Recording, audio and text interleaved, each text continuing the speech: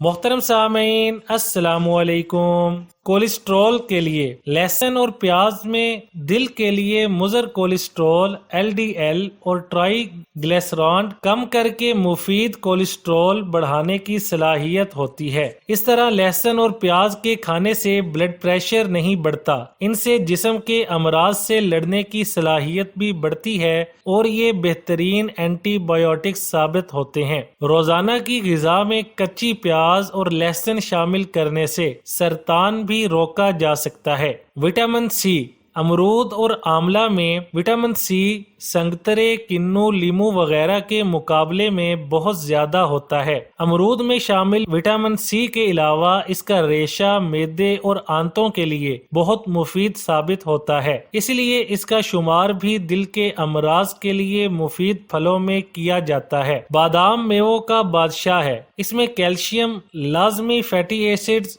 और न्यूट्रोकेमिकल्स भरपूर मिकदार में होते हैं, जो दिमागी सलाहियत और कुव्वत को कायम रखने में पट्ठों को मजबूत बनाते हैं और उम्र को बढ़ाते हैं। इंजीर 2 अदद, बादाम ईरानी हो तो बेहतर है 6 अदद, पानी 200 मिलीलीटर। इंजीर और बादाम को धोएं और रात भर पानी में भिगोए रखें। इंजीरों को बारीक काट लें, बादाम छीलकर एक तरफ रख दें। 200 मिलीलीटर पानी एक बर्तन में उबालें। जब पानी खोलना शुरू हो तो भिगोई हुई अंजीर इसी में पानी समेत डाल दें। बर्तन को ढक दें और चूल्हा बंद कर दें। शरबत को एक प्याली में उंडेलें, किसी मिठास की जरूरत नहीं। बादाम चबाते हुए मजेदार शरबत नोश करें। कालीन पर बच्चे पेशाब कर दें तो कालीन पर पेशाब का धब्बा बहुत बुरा लगता है। दूसरे ये कि बू भी आती है। बच्चे पेशाब करें तो आप फौरन गीला स्पंज या कपड़ा लेकर 2-3 दफा साफ कर लें। इस तरह कालीन पर धब्बा नहीं पड़ेगा।